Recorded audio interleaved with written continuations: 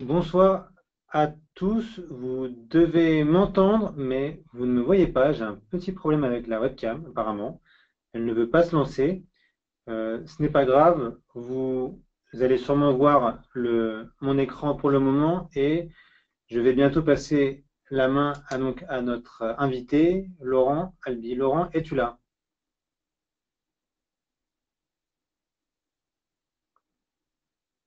Laurent? Laurent, Bonsoir tu es là. Mathieu. Oui, je suis là. Est-ce que vous m'entendez maintenant? Oui, on t'entend. Bon, très bien. Alors, je vais mettre ma webcam.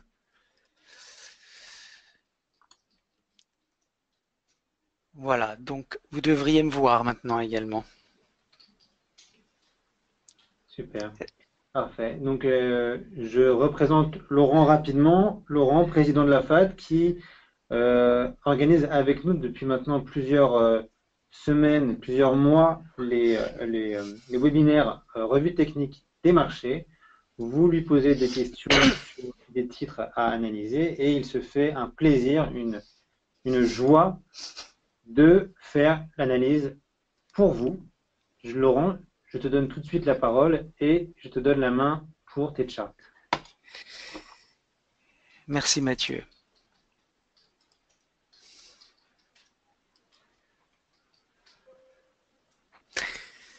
Voilà, vous devriez voir le sommaire de ce webinaire en principe. Bonsoir à tous. Nous sommes jeudi 16 novembre et bienvenue à ce webinaire conduit conjointement par BNP Paribas et la FAT.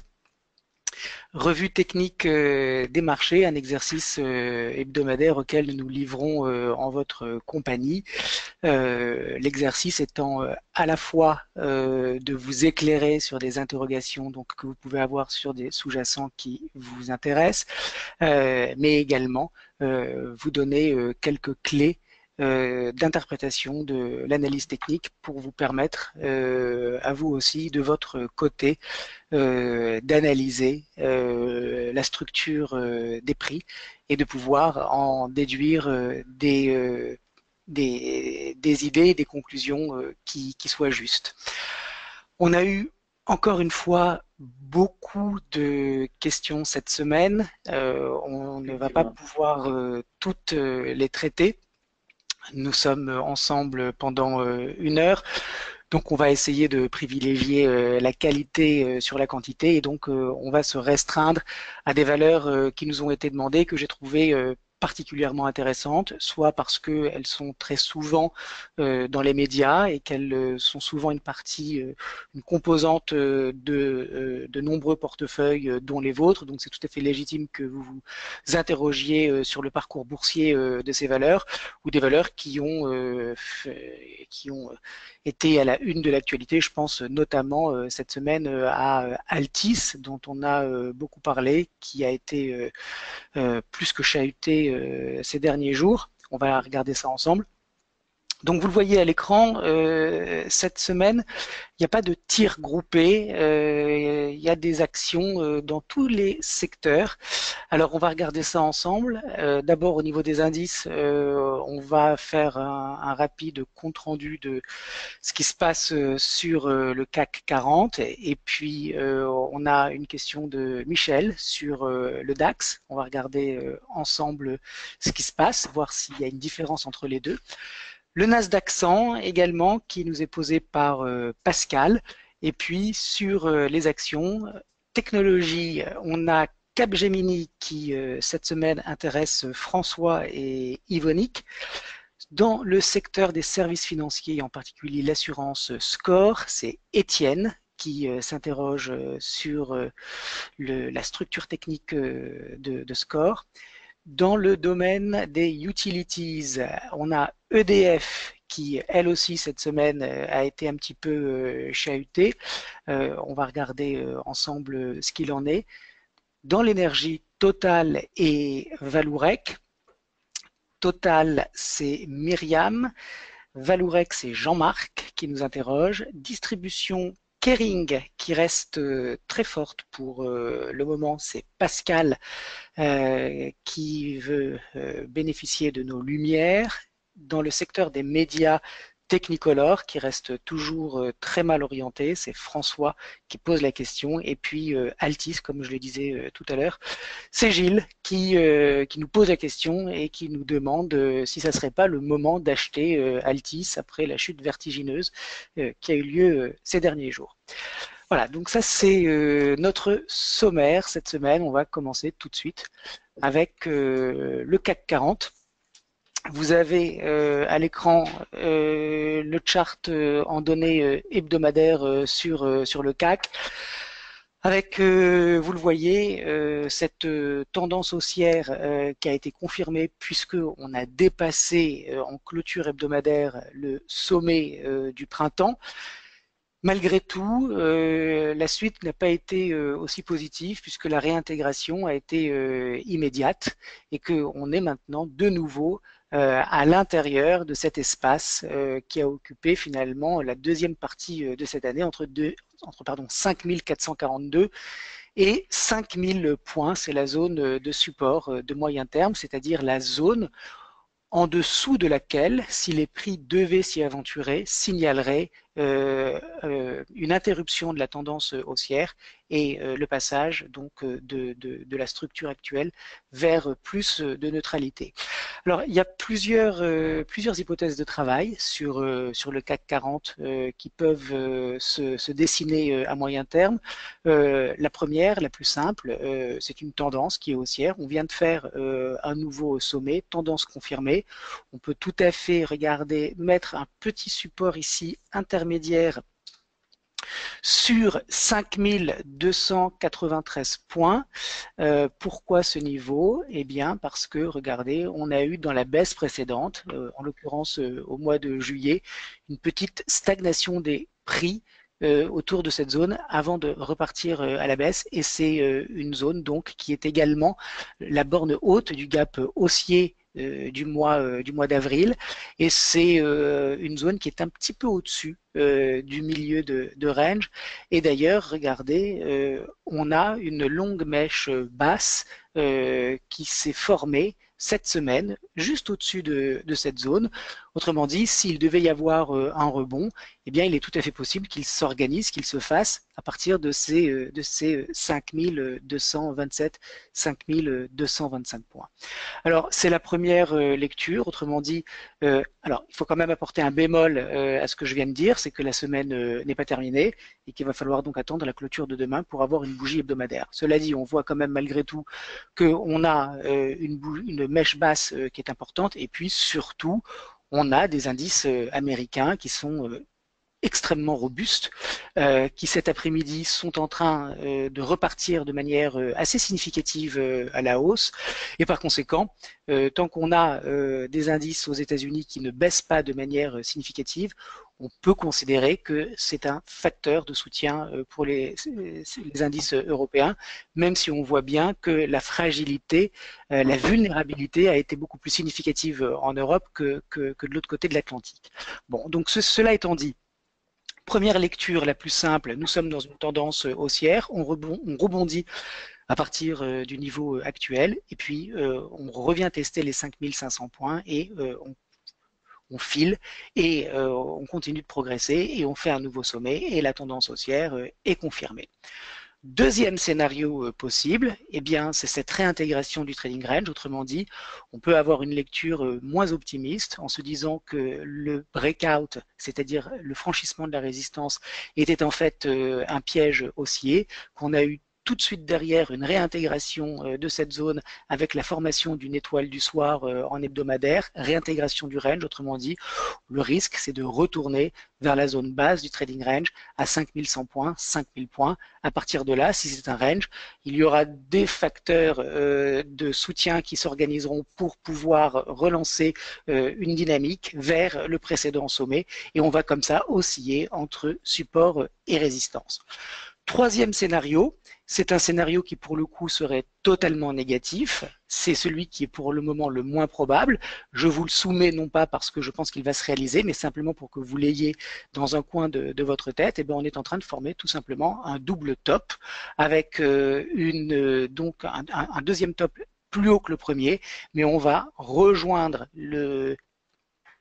la zone de support à 5000 points et cette neckline va être enfoncée et par conséquent on va avoir une figure de renversement. Qu'est-ce qu'elle renverse cette figure? Eh bien la hausse précédente, c'est-à-dire celle qui s'est organisée depuis le mois de juin, et ce double top renverrait les prix vers une zone de support importante autour des 4500 4600 points.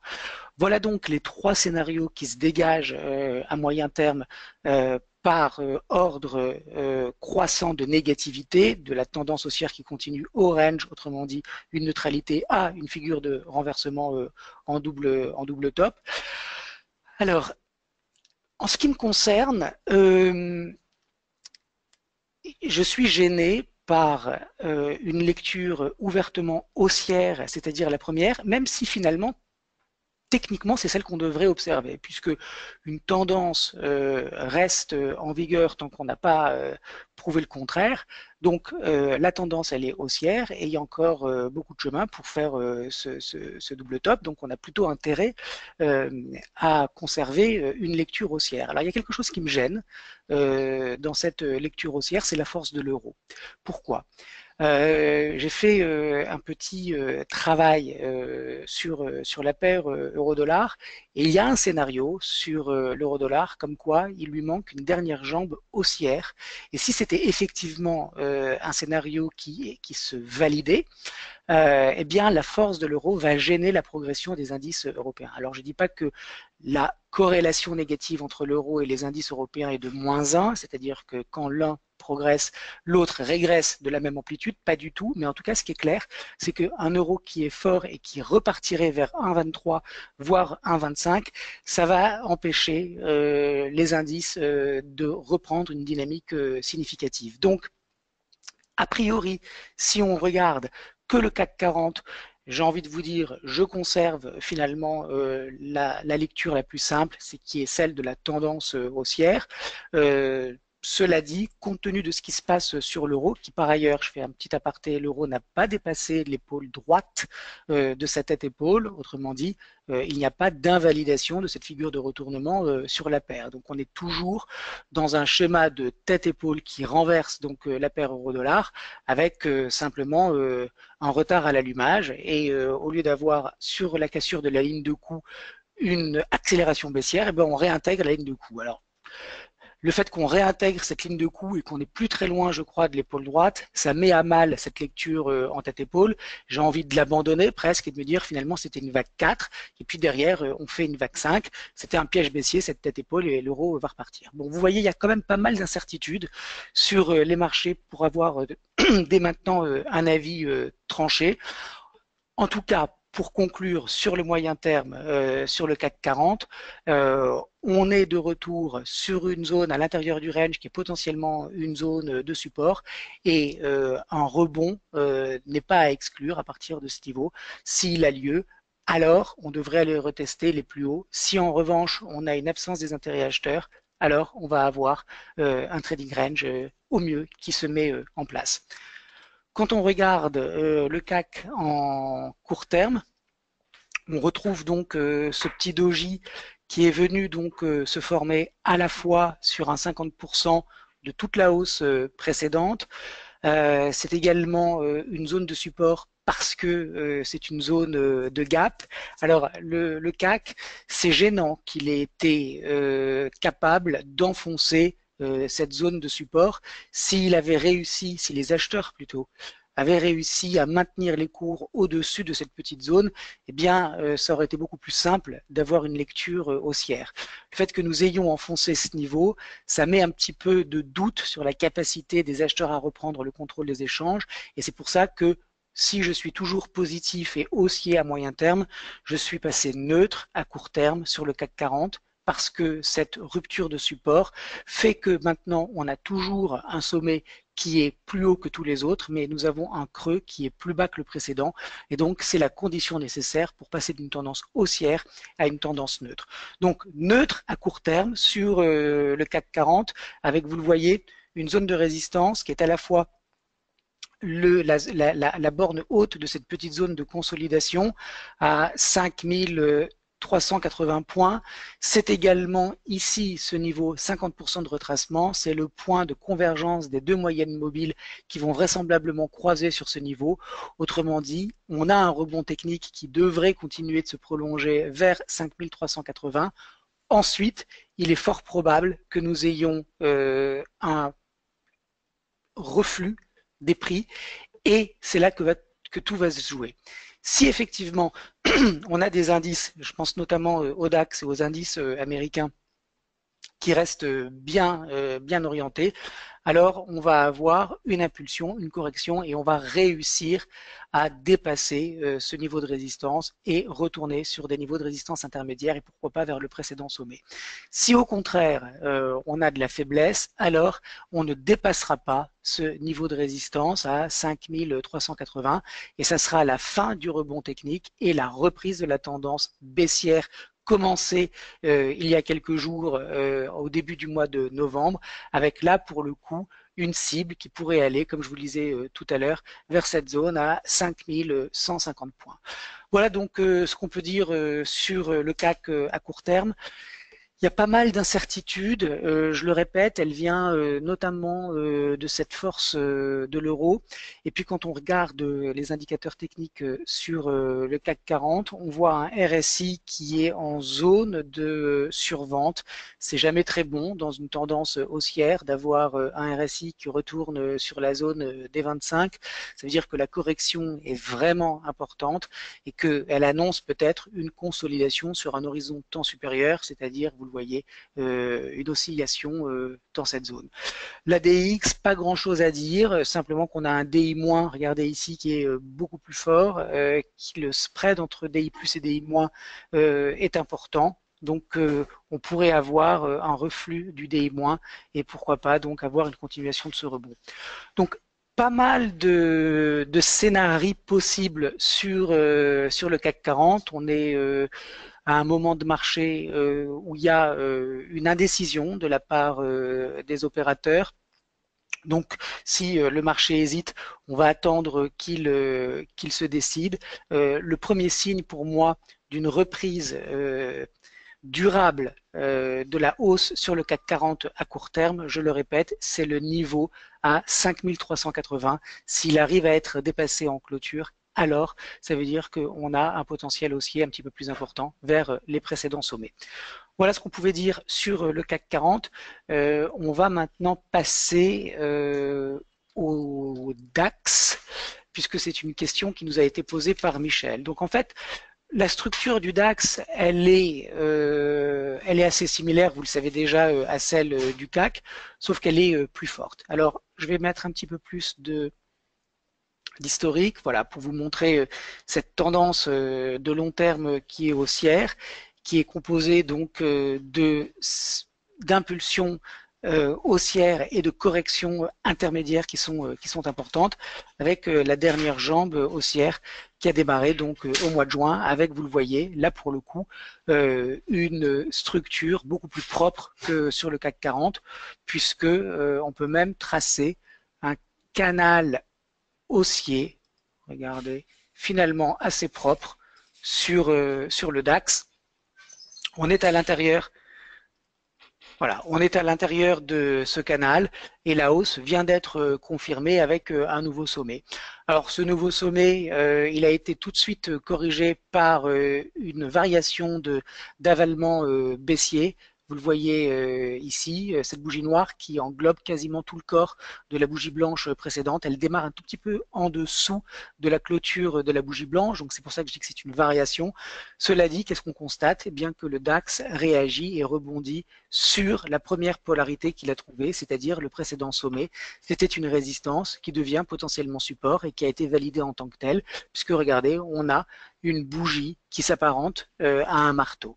Alors ce n'est pas un marteau parce que cette bougie n'est pas correctement positionnée en bas d'une tendance pour pouvoir être un marteau, mais dans l'esprit, on voit bien la longue mèche basse qui montre qu'il y a un rejet du marché avec vraisemblablement des vendeurs qui débouclent leur position vendeuse et qui par conséquent achète le DAX, et puis donc cette polarité donc sur cette résistance avec ce support à 12 940 points. Donc le DAX est dans une tendance haussière confirmée avec, vous le voyez, un pullback qui pourrait tout à fait s'être terminé et une reprise de la hausse. Quand on regarde le DAX à court terme, la différence avec le CAC est significative. Regardez ici, on a rebondi sur le support. Je vous remets le chart du CAC pour vous montrer que ici, on a enfoncé ce support. Eh bien, le DAX, lui, est plus fort puisqu'il a réagi sur cette bande ici latérale. C'est un 38% de retracement de toute la hausse précédente. Quand un marché est haussier et qu'il corrige, eh bien, il y a un retracement de 38%, c'est tout à fait légitime. J'ai presque envie de dire que c'est sain. Donc, le DAX a une structure qui nous montre de la force avec, regardez, donc 38% de retracement, gap qui sert de support, moyenne mobile à 43 périodes, qui est ma moyenne de moyen terme, qui a été un soutien dynamique, puisque si on se met en clôture, eh bien, on rebondit juste sur le gap et la moyenne mobile. Donc, c'est tout à fait possible que le DAX reparte à la hausse. Alors, vous me direz, mais est-ce que c'est possible que le DAX reparte à la hausse et pas le CAC? Non, c'est pas possible. Il bouge de manière synchronisée, même s'il y a effectivement des variations avec un DAX qui est souvent plus fort. Donc, effectivement, si c'est la force qui l'emporte et que c'est le courant acheteur qui prédomine, alors on a un DAX qui ira revisiter ses précédents sommets et un CAC qui, d'une manière ou d'une autre, finira par le rejoindre. Le niveau pour moi qui invalide cette lecture haussière, je vous répète qu'on est allé chercher vraiment la dernière limite avant de passer neutre sur le DAX. C'est donc, vous le voyez, ce gap à 12 860. Eh bien, on a maintenant le niveau qui invaliderait la structure haussière si on devait clôturer sous ce 12 860. La zone de prix qui me dirait qu'on va vraisemblablement rebondir de manière durable, c'est si on arrivait à passer au-dessus des 13 200 points en clôture. 13 200 en clôture, même pas au-dessus de 13 200, mais 13 200 en clôture, a priori, serait interprété par moi comme une réelle possibilité de repartir vers le précédent sommet, voire le dépasser. Voilà donc Michel pour le DAX, une lecture qui reste pour le moment haussière avec un pullback sur 38% qui reste tout à fait légitime et qui pourrait être la zone à partir de laquelle la correction actuelle a pris fin avec donc une reprise de la tendance haussière. Est-ce qu'il y a des questions, Mathieu, ou est-ce que je continue? Continuez, Laurent. Moi, je peux faire une parenthèse peut-être. Tu as parlé de l'ADX, il me semble, sur le CAC. Oui. J'en profite pour dire à nos auditeurs que on a convenu que la semaine prochaine, on essaierait de faire un webinaire plus, je dirais, pédagogique que analytique, étant donné qu'on a reçu cette semaine pas mal de questions justement portant sur l'ADX et autres indicateurs. Exactement. Donc la semaine prochaine, on va interrompre cette lecture qui est une lecture de revue, hein, vraiment, on revoit ensemble les sous-jacents pour aller plus vers des questions que vous nous avez posées, des questions beaucoup plus théoriques d'application de l'analyse technique, qui sont des questions qui sont extrêmement intéressantes et qui méritent d'être traitées. C'est difficile de traiter les deux registres en même temps. C'est pour ça que cette semaine, on fait vraiment encore une fois revue des marchés. Et puis la semaine prochaine, on fera toujours de toutes les façons une revue avec des charts, mais en répondant à vos questions qui sont plus théoriques. On a deux auditeurs qui nous ont envoyé des emails cette semaine avec des questions sur l'ADX. J'aimerais en profiter pour vous rappeler qu'il existe une chaîne YouTube BNP Paribas Produits de Bourse et que sur celle-ci, tous les webinaires sont enregistrés et que nous avions fait il y a quelques mois un numéro spécial ADX où pour le coup j'expliquais vraiment comment, d'un point de vue fonctionnel, c'est-à-dire sans rentrer à l'intérieur hein, des formules mathématiques, parce que 45 minutes, c'est pas suffisant pour ça, mais d'un point de vue fonctionnel, comment se servir de l'ADX. Et donc, tous ceux qui sont intéressés par cet indicateur, ben, je les invite à retourner sur la page YouTube BNP Paribas Produits de Bourse et retourner donc dans le temps en cherchant donc ce webinaire dans lequel on parle quasi exclusivement de l'ADX. Voilà, Effectivement. alors. Et si vous avez peur de vous perdre dans les méandres de YouTube, le webinaire est également sur notre site internet. Laurent, je te redonne la parole pour le Nasdaq, je crois. Effectivement, alors c'est C'est Pascal Pascal. qui nous interroge donc sur le Nasdaq. On peut aller assez vite hein, sur l'indice américain qui a une forte composition technologique, notamment le Nasdaq 100. On peut aller assez vite parce que pour le coup, on est dans une tendance haussière extrêmement forte.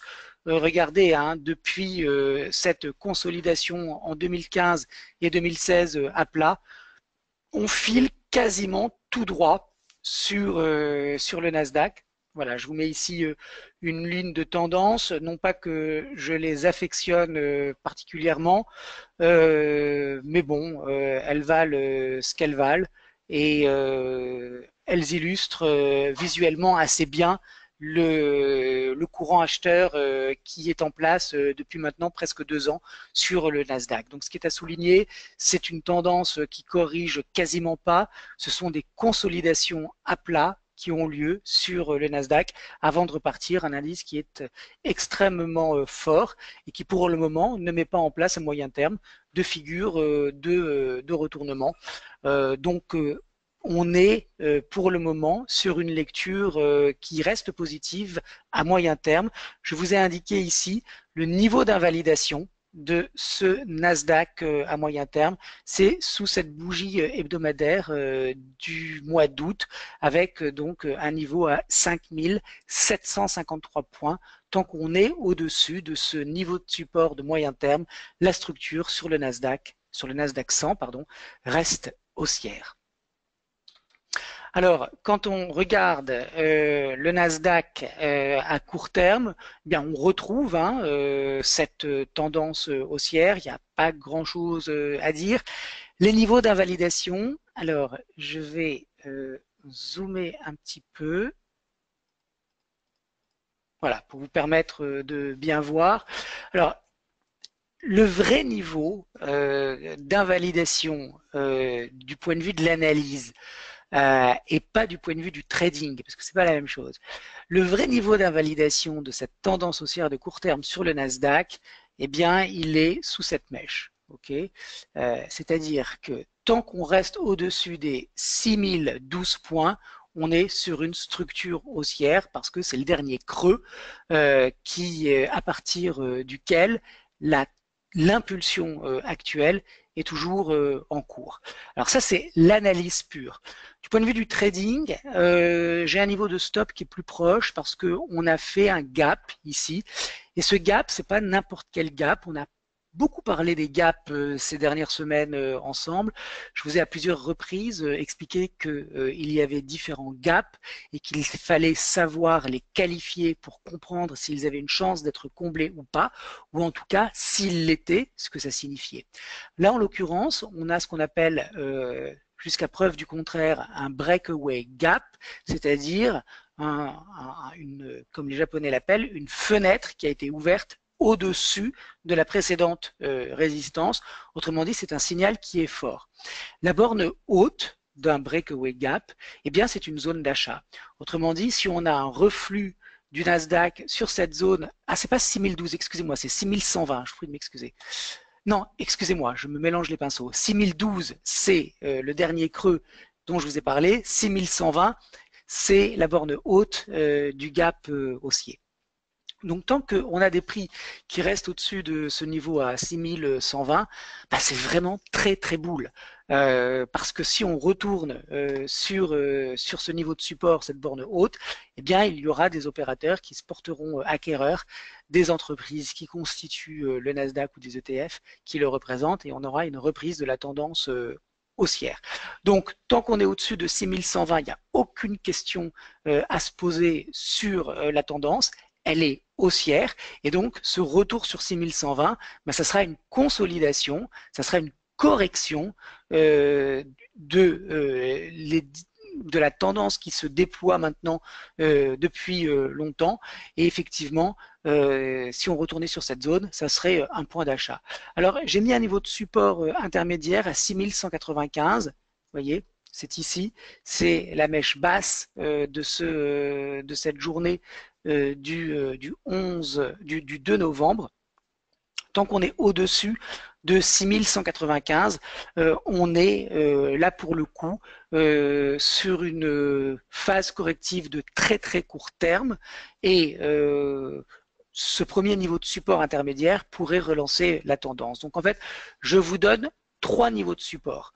Un niveau de support qui est celui de l'analyse, qui est très loin et qui est en fait celui qui invalide la structure haussière. Il est à 6012. Ensuite, je vous donne un niveau de support sur la borne haute du gap en vous disant que cette zone ici, qui est le point de passage de la moyenne mobile de moyen terme plus la borne haute, eh bien, c'est un point à partir duquel il pourrait y avoir un rebond. Et puis, je vous donne une zone de support immédiate. C'est évidemment celle qui est la moins importante, à 6195, zone à partir de laquelle il pourrait y avoir donc une reprise du courant acheteur. Tout ça pour vous dire que sur le Nasdaq, on est clairement en présence d'un indice extrêmement robuste. On voit bien que la physionomie technique est très différente de celle des indices européens.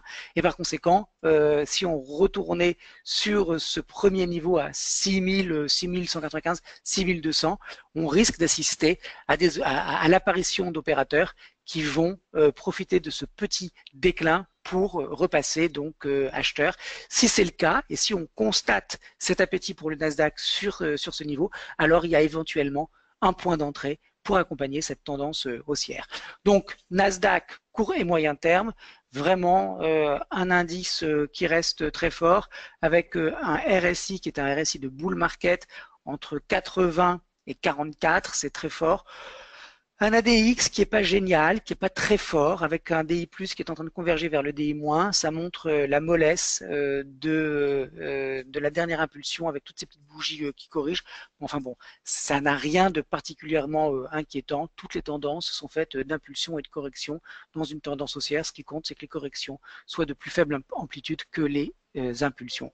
Voilà ce qu'on pouvait dire sur le Nasdaq, un indice qui reste très fort et beaucoup plus fort que le DAX et le CAC. Alors, on va passer maintenant aux actions avec Kering, qui reste l'une des valeurs les plus fortes de ces derniers mois. Kering qui s'est changé à 130 € en juin 2016, qui est à 385 €. Une hausse quasi parabolique avec aucune correction. Il n'y a que cette petite consolidation à plat qui a eu lieu au printemps dernier avant cette nouvelle hausse du titre. Bon, on est sur un titre qui est, j'ai envie de dire, qui est presque trop fort. Moi, j'ai un petit peu le vertige quand je regarde Kering parce que vous le voyez, cette dernière bougie blanche, elle montre qu'on est potentiellement en présence d'un marché qui n'a plus beaucoup de potentiel de hausse à très court terme parce que on a tous les opérateurs qui sont intéressés par le titre qui sont déjà longs et en fait cette bougie blanche serait le pendant haussier des bougies noires qui viennent solder les baisses et qu'on appelle des bougies de capitulation. Le raisonnement est le suivant, il est très simple. Tous les investisseurs sont rentrés au fil du temps sur Kering et puis là il y a eu un dernier catalyseur haussier qui a précipité les derniers opérateurs, les retardataires sur le titre. Et comme je vous le disais tout à l'heure, tout le monde, tous ceux qui sont intéressés par le titre, tous ceux qui sont intéressés par le secteur du luxe, eh bien, ils sont déjà longs. Or, vous savez que pour qu'un titre continue de progresser, il faut qu'il y ait des nouveaux entrants. Et c'est pour ça que les hausses et les corrections alternatives sont très importantes parce que ça permet aux opérateurs qui sont longs de prendre leur profit et à de nouveaux entrants de participer à la hausse. Là, on a l'impression que tout le monde est déjà investi sur Kering et si c'est le cas, bah, c'est pas très bon. Parce que ça veut dire qu'on n'a plus personne pour continuer de payer. Alors, ce que je vous dis, c'est pas du tout que le titre ne va plus progresser, mais qu'il y a une interprétation possible des cours par la lecture des bougies comme le signal qu'on a mis en place un top de court terme qui va pas forcément déboucher sur un renversement de tendance, mais plutôt sur une consolidation latérale si le biais acheteur reste fort avant donc d'avoir une reprise de la tendance. Donc sur Kering, à moyen terme, le niveau de stop, c'est-à-dire le niveau qui invalide cette structure haussière, il est très loin. Il est à 291 euros. C'est ce que le marché nous donne. Autrement dit, à moyen terme, on peut aller se balader dans cette zone entre 410 et 291. Je sais, c'est énorme, mais on peut aller se balader dans cette zone sans que ça invalide cette structure qui est positive depuis le printemps 2016. Alors, une fois qu'on a dit ça, on va regarder Kering à court terme. Et là, vous le voyez, on a ouvert un gap dans cette journée du 25 octobre. Et ce gap, il est important parce que il montre un excès possible à la hausse qui pourrait transformer ce gap en gap d'épuisement. Alors le problème avec les gaps d'épuisement, c'est qu'on ne sait qu'à posteriori, que ce sont des gaps d'épuisement. Il faut que la zone de gap soit comblée pour qu'on ait effectivement une lecture avec une consolidation à la clé, puisque si c'est un gap d'épuisement, c'est-à-dire que le potentiel haussier serait à court terme épuisé. Pour le moment, on n'a pas tout ça. On a des cours qui rebondissent sur ce 38% de la dernière impulsion haussière, qui rebondissent sur la borne haute du gap haussier. Cela dit, regardez, quand on zoome, on voit que le rebond est pour le moment un petit peu timide. Il y a eu effectivement une mèche basse à l'intérieur du gap, et puis on a fait aujourd'hui une bougie verte, mais avec un petit corps.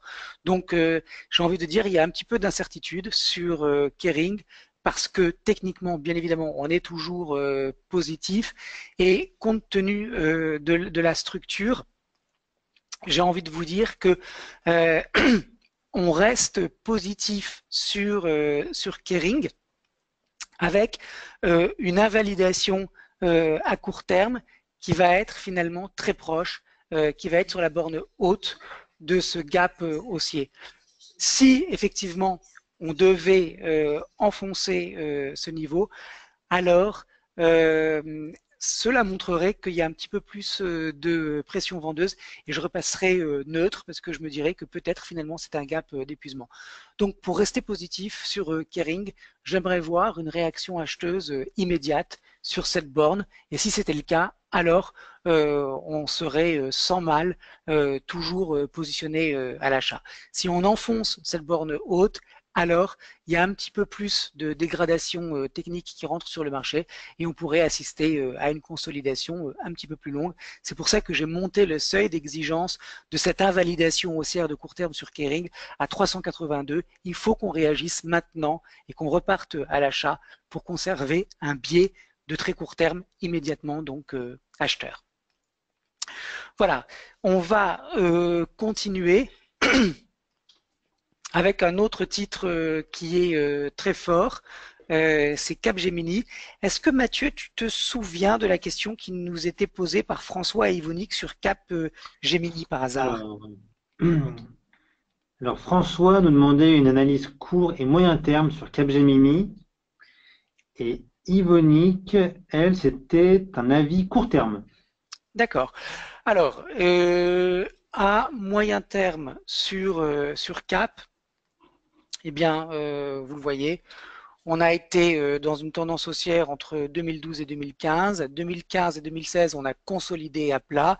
une pression vendeuse de moyen terme qui a été très faible, puisqu'il n'y a même pas eu de retour vers la zone théorique de polarité qui était à 57,40. On est resté très au-dessus, hein, entre 68 et 72. Le range s'est finalement soldé par une sortie haussière, extraction des prix de la zone de tendance plate, retour sur la polarité, impulsion haussière. C'est que du positif sur Capgemini à moyen terme, avec il y a 3 semaines un plus haut niveau qui s'est matérialisé au-dessus de 104 euros et par conséquent une tendance haussière qui est donc confirmée. Alors, quand on regarde Capgemini à court terme, on voit que quand on est sorti de la zone de consolidation précédente, on l'a fait en faisant une autre consolidation latérale, sauf que celle-ci a pris la forme d'un triangle symétrique. C'est une figure géométrique d'analyse technique qui est connue et qui annonce potentiellement la continuation haussière, quand évidemment la formation s'intègre dans un mouvement haussier. Eh bien, quand c'est le cas, la sortie du triangle, on fait la projection de la hauteur dans le sens de la tendance. Ça nous donne un objectif à 105,40, objectif qui a été atteint. Le triangle a donné ce qu'il devait et à partir de là, il y a eu un reflux qui s'est fait, pas n'importe où, puisque l'analyse technique nous dit que l'apex du triangle, c'est-à-dire la pointe du triangle symétrique, est une zone potentielle de support. Eh bien, c'est exactement ce qui s'est passé sur Capgemini, puisque vous le voyez, on avait une zone de support ici qui était la borne basse de cette zone de consolidation à 99 euros, et avec cette pointe qui était à 100 euros, eh bien, le marché est retourné sur les niveaux de cette pointe de triangle symétrique avant de repartir à la hausse.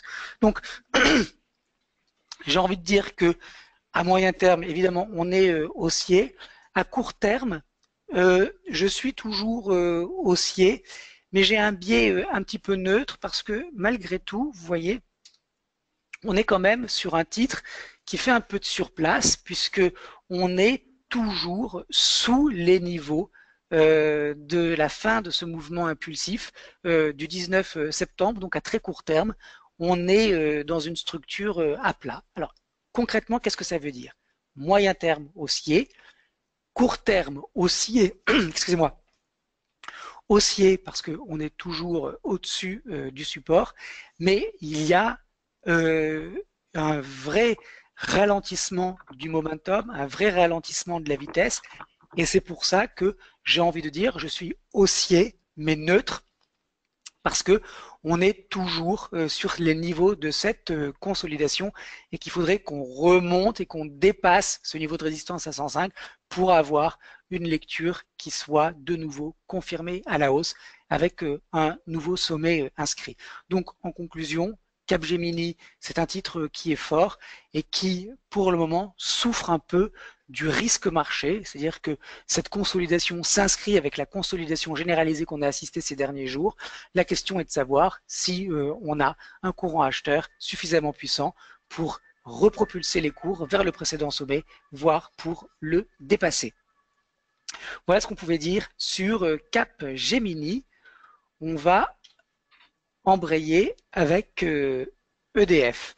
Alors là, vous le voyez, on est dans un contexte technique qui est très très différent puisque on est sur des plus bas de moyen terme. Vous le voyez, on est dans une structure qui est négative et on est ici à long terme, c'est-à-dire depuis début 2016, sur une tendance plate, puisqu'on n'a toujours pas été en mesure de dépasser ce sommet ici de contre-tendance haussier, vous voyez. Donc on est toujours dans cette zone, plutôt sous cette zone, entre 11,92 et 12,71. On est à l'intérieur donc d'une séquence latérale. Alors, ça c'est pour le long terme. À moyen terme, c'est-à-dire depuis avril 2017, on est dans une tendance haussière avec sommet, creux, sommet, ascendant. Et puis, quand on passe à court terme, eh bien, on est neutre parce que le dernier creux qui précède le dernier sommet, il a été enfoncé. Donc, ce qui est intéressant sur EDF, et je remercie Yvonique de nous avoir posé la question, c'est de bien comprendre que en fonction de l'horizon de temps que vous examinez, vous allez avoir une lecture de la tendance qui est différente. À long terme, on a vu précédemment que nous étions neutres, à moyen terme qu'on était dans une tendance haussière et à court terme on est dans une tendance neutre parce que on a enfoncé ce dernier creux qui précède ce dernier sommet. C'est pour ça que c'est extrêmement important quand vous nous posez des questions de chaque fois préciser quel est l'horizon de temps qui vous intéresse parce que en fonction de celui-ci, le diagnostic ne sera pas le même. C'est également important quand on vous pose la question de savoir ce que vous pensez d'un titre ou quand vous posez la question à un spécialiste, eh bien de lui préciser la temporalité considérée parce que ce n'est qu'en faisant cela qu'il vous donnera des renseignements sur ce qui vous intéresse. Sinon, ça n'a aucun intérêt puisque vous le voyez, on peut avoir plein d'interprétations différentes selon l'horizon de temps examiné. Alors à court terme, sur EDF, on a enfoncé donc le dernier creux. C'est la raison pour laquelle je suis repassé neutre. Nous étions acheteurs et haussiers positifs sur le titre. Et puis avec ce gap baissier et cette rupture du support, je repasse neutre. Alors pour le moment, on voit qu'il y a un rejet du marché sur la zone des 10 euros. Pour autant, le rebond n'est pas très fort. On voit bien que c'est vrai que la pression vendeuse s'est un petit peu calmée, mais il n'y a aucune pression acheteuse pour le moment qui se matérialise. On voit ces trois mèches basses qui nous montrent qu'il y a un petit matelas qui est en train de se faire sous les prix. Petit matelas d'ailleurs qui se fait à proximité d'un gap haussier et de 62% de retracement de l'impulsion précédente. Mais pour le coup, on voit vraiment pas pour le moment d'appétit acheteur sur le titre. Ça me fait penser que sur EDF, si la question est de savoir s'il faut payer le niveau actuel, je trouve qu'il y a eu quand même une vraie dégradation des cours dernièrement, raison pour laquelle je suis passé neutre. Et par conséquent, il peut tout à fait y avoir un rebond technique sur le titre, mais ça m'étonnerait fort que ce rebond aille au-delà des 11, voire des 11,50 €, c'est-à-dire toute cette zone, tant le préjudice me paraît important. Donc, si vous êtes long de EDF et que vous êtes positionné sur du court terme, eh bien, vous pouvez tout à fait profiter du rebond technique pour alléger sur force avant une reprise baissière. Si en revanche vous n'en possédez pas, eh bien c'est intéressant de considérer des valeurs des services aux collectivités, ce que les Anglais appellent les utilities, parce que c'est un secteur qui est fort en ce moment. Je pense notamment à des titres comme Veolia qui sont très intéressants. Là pour le coup, EDF a une structure qui a subi un préjudice. Je ne parlerai pas de tout le débat actuel sur la pertinence d'avoir introduit EDF en bourse. EDF est une entreprise qui est totalement publique. Le marché de l'électricité, les prix de l'électricité sont décidés par EDF seul.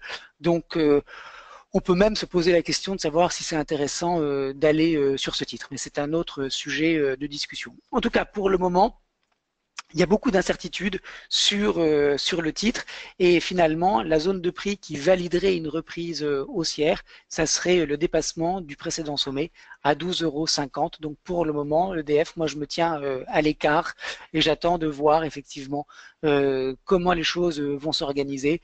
J'ai pas beaucoup, je suis pas très optimiste sur le titre au vu de ce qui s'est passé. Regardez, deux bougies qui ont défait plus d'1 mois et demi de progression haussière. Total maintenant. Alors, à moyen terme sur Total, on voit que nous sommes sur une tendance que j'ai identifiée comme une tendance plate, avec une zone de résistance qui date du début de l'année 2017 à 49,45 € qui a été retestée dernièrement et une accélération baissière assez importante, hein. Donc, sur Total à moyen terme, on est, vous le voyez, et même à long terme, c'est-à-dire depuis 2014, on est sur un titre qui fait de grandes oscillations, mais qui pour le moment ne présente pas de structure haussière significative, aucun momentum de long terme sur Total. Quand on passe sur du court terme, alors le secteur de l'énergie, c'est quand même un secteur qui était fort, qui était en surperformance par rapport au reste du marché. Au niveau des moyennes mobiles, on voit que la 10 s'est retournée à la baisse, que les cours sont actuellement sous la 10 et sous la 43. C'est pas génial, ça nous montre que la correction est assez importante. À noter qu'on a une 43 période arithmétique en support dynamique, sauf qu'on a clôturé hier et aujourd'hui juste en dessous. Il faudrait qu'il y ait une réaction assez rapide maintenant pour repasser au-dessus de cette moyenne mobile 40 périodes qui est l'arbitre, on va dire, du courant acheteur de moyen terme. Tant qu'on reste au-dessus, on reste malgré tout positif. Alors, on a une zone de support à 45,50, entre 45,50 et 45. Tant qu'on est au-dessus de cette zone sur Total, on garde un biais positif. Le marché est monté en quasi-ligne droite pendant les dernières semaines du mois d'octobre. C'est gênant parce que c'est pas du tout construit. Autrement dit, on est monté avec beaucoup de volatilité et on a rebaissé avec autant de volatilité. C'est assez courant sur les marchés. Quand il n'y a pas de construction à l'aller, ben, il n'y en a pas au retour. Et par conséquent, on a des opérateurs qui sont un petit peu perdus et qui hésitent beaucoup à repasser acheteur et à soutenir le titre puisqu'il n'y a pas de balise, il n'y a pas de palier intermédiaire. Là, pour le coup, on a une petite réaction au-dessus de 46. Ça me paraît pas être un niveau d'achat pertinent. Moi, j'attendrais plutôt un retour vers 45,50. Pourquoi? Parce que on est encore un petit peu loin des stops ici. Le vrai stop, il est sous 45. Et pour moi, on est un petit peu trop loin pour passer acheteur tout de suite. Donc, sur Total, du point de vue de l'analyse, on est sur une tendance de court terme qui est haussière et qui le restera tant qu'on évolue au-dessus de ce niveau. Du point de vue du trading, je ne payerai pas le titre maintenant parce que c'est toujours important de rentrer près d'un stop pour minimiser la casse si on a tort. Et là, pour le coup, il y a beaucoup trop d'espace entre les cours et le niveau d'invalidation pour rentrer sur ces niveaux. Donc, on reste positif tant qu'on reste au-dessus de ce niveau de support à 45,50, mais j'ai pas de timing pour intervenir. Qu'est-ce qui va se passer après sur Total? Bah, écoutez, tant qu'on reste au-dessus de 45,50, moi je privilégie la hausse, c'est-à-dire un retour au moins vers les précédents sommets et vers la zone qu'on avait identifiée tout à l'heure comme le haut de la zone donc de résistance importante. Je vous la remets, cette zone de résistance à 49 euros. On peut retourner au-dessus. Vous voyez, cette petite consolidation à 45,50, elle est là. C'est un niveau intermédiaire qui est important. C'est le milieu de range. Autrement dit, on peut avoir une réaction à partir de ce niveau. Si on n'a pas de réaction, ça veut dire qu'on va retourner vers le bas du range. Si on a une réaction dans cette zone, alors on peut espérer un rebond. On va regarder maintenant Valourec qui... Oui, Mathieu. Je t'interromps Je t'en prie. 2 petites minutes. On a une question de Jean-Paul, j'en profite, qui dit avoir bien noté qu'à court terme, les moyennes mobiles 10 jours exponentielles et moyenne mobile 43 arithmétique étaient opportunes. Et il demande ce que tu conseilles comme moyenne mobile sur le long et le moyen terme. Alors,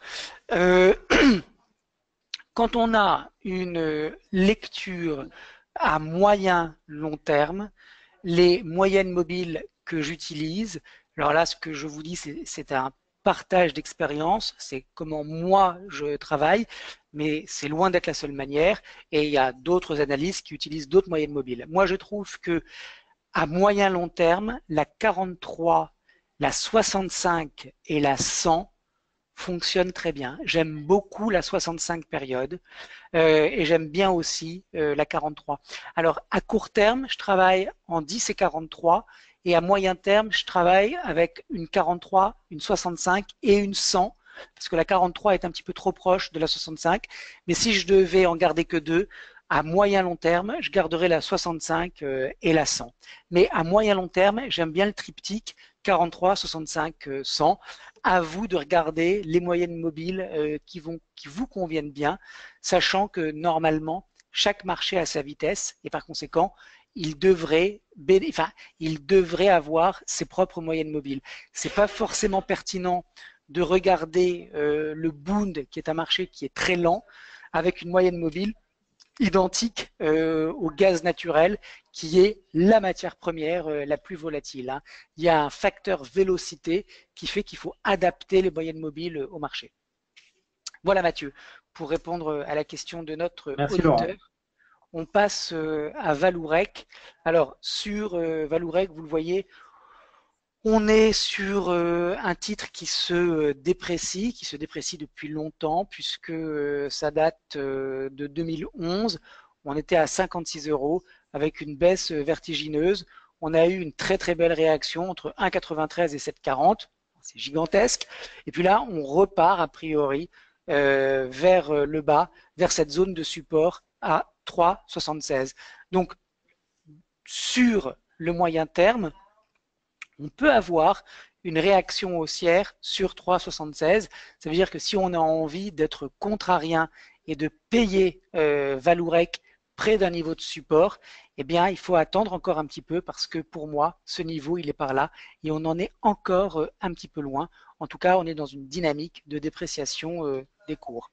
Alors, à moyen terme, on est baissier. À court terme, j'ai envie de dire qu'on est neutre, puisque regardez, on est à l'intérieur d'un trading range latéral qui est borné à la hausse avec une résistance à 5,22. On a eu une fausse sortie haussière de ce niveau, une réintégration extrêmement brutale. Observez la taille de cette bougie rouge. C'est juste monstrueux ce qui s'est passé sur Valourec. Et évidemment, derrière, on a continué de filer vers la borne basse du trading range de court terme. Alors maintenant, tout l'enjeu, c'est de savoir qu'est-ce qui va se passer sur Valourec à court terme. Est-ce qu'il va y avoir un rebond ou pas? Pour le moment, on a eu hier un doji longue jambe qui a validé donc cette zone de support. Regardez la réaction aujourd'hui, elle est quand même assez timide. Autrement dit, pour le moment, on ne peut pas dire qu'on a des acheteurs qui se précipitent pour soutenir les cours. Cela dit, ça peut tout à fait arriver dans quelques jours. Donc, ça veut dire quoi? Ça veut dire que si vous avez conservé Valourec jusqu'à maintenant, eh bien, c'est plus le moment de vendre parce que on est potentiellement sur une zone de support avec un rebond à la clé. Est-ce qu'il va y avoir un rebond fort?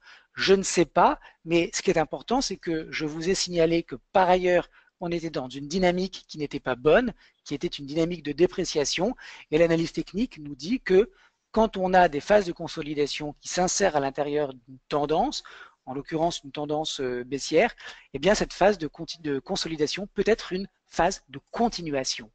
Autrement dit, on peut tout à fait avoir une cassure du support et une continuation de la baisse. Donc, surveiller de près Valourec parce que si on a un rebond, il se pourrait que ce rebond ne soit pas en mesure d'aller tellement plus haut que cette zone à 4,68 et à partir de cette zone, avoir un retour vers le support. Et là, il y aurait un vrai danger de cassure et d'accélération baissière vers 3,76. Alors 3,76, c'est ce niveau-là. Voilà, 3, non, c'est 3,79. C'est vers cette zone-là, vous voyez, 3,80, 3,67. En hebdomadaire, il y avait une clôture à 3,76. Vous voyez, on pourrait descendre un petit peu plus bas. Et puis si on casse ce niveau, alors on peut aller beaucoup plus bas vers 3 euros. Donc, Valourec, à long terme, je vous remets le chart, c'est baissier. À moyen terme, c'est baissier, à court terme, c'est neutre, mais attention, le court terme s'insère souvent dans du moyen terme, autrement dit, les forces de rappel baissières peuvent tout à fait intervenir assez rapidement et faire que le support va être enfoncé et par conséquent un risque baissier à suivre sur le titre. Technicolor maintenant, là aussi on est sur un titre qui est mal orienté puisque depuis le mois de juin 2016 on est dans une tendance qui est baissière, creux et sommets qui sont baissiers. Je vous ai tracé à l'écran un canal pour vous montrer que on avait une résistance et un support, une oblique, deux obliques qui contenaient les cours. Pour le moment, on est près de la zone de support et il n'y a aucune réaction de l'autre côté du canal. C'est plutôt un signe de faiblesse. Quand on regarde Technicolor à court terme, on est dans une dynamique qui est toujours négative. Le premier cours, le premier niveau qui invaliderait cette tendance négative, ça serait le passage au-dessus de cette zone de résistance située entre 3,12 € et 3,29 €. Tant qu'on est au-dessous de ces niveaux, eh bien, la tendance négative est évidente et il n'y a aucune question à se poser. Si on arrivait, ou plutôt, si Technicolor, ou plutôt, si les acheteurs arrivaient à faire passer Technicolor au-dessus de ce niveau de résistance, alors il y a un gros gap baissier juste au-dessus qui correspond par ailleurs, vous le voyez, à toute une zone de support qui devient résistance. Ça fait que maintenant, vous pouvez le comprendre tout seul. Ce gap baissier, c'est un breakaway gap, c'est-à-dire un gap qui a sauté au-dessous d'une zone de support et qui a précipité les cours à la baisse. Autrement dit, si on dépassait 3,29, de toutes les façons, il y aurait une autre zone importante, obstacle, avant de pouvoir avoir un avis positif à moyen terme. C'est pour ça que je mets ici que à moyen terme, il faut avoir un dépassement de cette zone à 4 € pour avoir un vrai début d'amélioration de la tendance haussière vers une tendance qui serait positive. Maintenant, le problème, c'est que quand on arrive sur ce niveau, on a encore un gap baissier sur Technicolor. Ce chart est un gruyère avec des accélérations baissières extrêmement fortes. Autrement dit, si vous n'en possédez pas, je ne vois absolument aucun intérêt à payer du Technicolor, d'autant plus que le titre fait partie du secteur des médias et que ce secteur est lui-même faible, donc vraiment à éviter de toute urgence. On va terminer, Mathieu, notre webinaire avec... alors, c'est Étienne, on va terminer rapidement avec Score. Il n'y a pas grand-chose à dire sur Score, Étienne, puisqu'on est dans une tendance plate à moyen terme. Le niveau qui invalide cette tendance plate, Étienne, c'est ce niveau de support à 33. Tant qu'on est au-dessus, eh bien, on est neutre, avec à noter la formation d'une variation de rounding top, c'est-à-dire un sommet arrondi. C'est des figures qui sont particulièrement vicieuses et par conséquent, au vu de la dernière bougie actuelle hebdomadaire, on devrait peut-être retourner vers ce niveau de support à 33. Là, on pourrait avoir un soutien. Si c'est effectivement un sommet arrondi, alors on va partir à la baisse de manière assez lente et on pourrait d'abord dans un premier temps aller vers 31,24, mais surtout on pourrait retourner sur cette zone à 29,50 voire 30 €. Donc pour le moment, Score, premièrement à moyen terme, il n'y a plus aucun upside, plus aucun potentiel haussier. On voit bien que le titre patine. Pour autant, il n'y a pas de rupture de support. Pour conclure, une bougie, vous le voyez, qui quand même est de mauvaise augure. Regardez la taille de cette bougie pour le moment. Elle vient invalider cette mèche et par conséquent, en retour sur 33 n'est pas à exclure. Si effectivement ce support était enfoncé, alors on aurait une figure de renversement qui s'est mise en place avec donc cette tendance haussière qui serait invalidée et un retournement baissier. Merci. On va terminer, Mathieu, juste avec Altis. Parfait. Pascal voulait que tu n'oublies pas Altis. Voilà, donc Altis, on est passé de 23 à 9. Bon, je ne vais pas vous remettre sur la table tout ce qu'on a entendu dans les médias et concernant les déboires de la société mère de SFR ces derniers jours. Bon, en tout cas, il y a un chart qui nous donne pas du tout envie de rentrer long. Euh, pour être contrarien, alors moi je n'ai rien contre le fait d'être contrarien parce que ça paye d'être contrarien, mais être contrarien, ça ne veut pas dire parce que le titre a beaucoup baissé, eh bien il faut le payer. Euh, Altis est à 9,20 €, il pourrait tout à fait descendre à 6,75 €, qui est ce point bas de février 2015. Hein. Donc on est sur un titre qui pour le moment ne présente aucune aucune velléité de renversement. Il y a un adage boursier qui est bien connu, c'est on ne ramasse pas les couteaux qui tombent. Qu'est-ce que ça veut dire? Bien que vous avez beaucoup plus de chances de vous faire découper et de perdre de l'argent en essayant d'être contrarien sur Altis que le contraire. Alors, il y aura peut-être un moment où il faudra payer le titre. La première zone de support, elle est à 7,50, elle est par là. On a une clôture hebdo à 7,96 qui a été validée par cette mèche basse. On pourrait, si on se met en clôture, on pourrait peut-être remonter un peu la zone de support, vous voyez, la mettre ici. C'est ce qui explique cette mèche basse. Cela dit, quand on se met en daily, regardez, il n'y a aucune, c'est ce que je vous disais, hein, il n'y a aucune velléité acheteuse pour le moment sur Altis. On a une moyenne mobile qui est en chute libre. On a un gap qui est très haut. L'invalidation de court terme sur Altis tel que le chart est structuré pour le moment, ça serait un retour au-dessus des 16 €. C'est très très loin. Alors pour le moment sur Altis, moi mon conseil c'est que si vous n'en possédez pas, eh bien c'est vraiment le dernier titre qu'il faut avoir en portefeuille. Peut-être qu'à un moment donné, dans les prochains jours ou les prochaines semaines, il y aura un coup à faire sur Altis pour les spéculateurs. Peut-être que pour les investisseurs de long terme, il y aura aussi une opportunité pour rentrer à prix cassé. Mais en tout cas, pour le moment, c'est beaucoup trop tôt. Nous avons des échanges qui sont clairement dominés par les vendeurs. Je disais dans la presse économique qu'il y avait un gang de hedge funds qui était donc sur le coup et qui était massivement vendeur à découvert sur Altis. Je ne sais pas si ce sont des rumeurs qui sont exactes ou pas. En tout cas, ce qui est évident, c'est que d'un point de vue technique, et c'est la seule chose qui nous intéresse, puisque l'analyse technique, c'est finalement l'analyse des flux, on a des flux sortants sur Altis. L'analyse technique, c'est aussi l'empreinte que laisse l'argent sur le marché. Et pour le moment, vous voyez que cette empreinte, elle ne laisse elle ne donne aucun signe de retournement et donc par conséquent, il faut rester à l'écart. Voilà Mathieu, chers auditeurs, ce qu'on pouvait dire sur les titres que vous nous avez soumis cette semaine. Juste le mot de la fin parce que on a décidé chaque semaine de vous présenter très rapidement un livre d'analyse technique qui est une référence.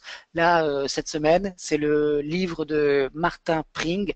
Martin Pring, c'est un monsieur qui est anglais, qui vit actuellement, enfin qui vit depuis très longtemps d'ailleurs, aux États-Unis, qui est quelqu'un qui a fait un travail considérable sur la rotation sectorielle, sur l'analyse technique des cycles inflationnistes et déflationniste, qui a mis en place des modèles, qui est un très grand pédagogue et dont le livre que vous avez actuellement à l'écran fait partie des ouvrages de référence pour comprendre comment fonctionne l'analyse technique. Alors, ce qui est intéressant avec le livre de Pring, c'est que il ne fait pas du tout doublon avec le livre que je vous ai présenté la semaine dernière de John Murphy. Tous deux parlent des principes de base de l'analyse technique et pourtant les livres, les deux ouvrages ne se ressemblent absolument pas et par conséquent Je vous encourage, ça vous le savez déjà, à beaucoup lire pour pouvoir être capable de réfléchir par vous-même et de comprendre par vous-même ce qui se passe sur les marchés. On n'est jamais assez instruit. Et par conséquent, je vous encourage non seulement à lire le livre de Murphy, mais également à lire celui de Pring, parce que c'est une somme de connaissances et ça vous permettra vraiment de monter en compétence si l'analyse technique vous intéresse. Voilà, chers auditeurs, Mathieu, ce qu'on pouvait dire cette semaine. Merci à tous d'être restés avec nous. On a un petit peu dépassé d'une dizaine de minutes.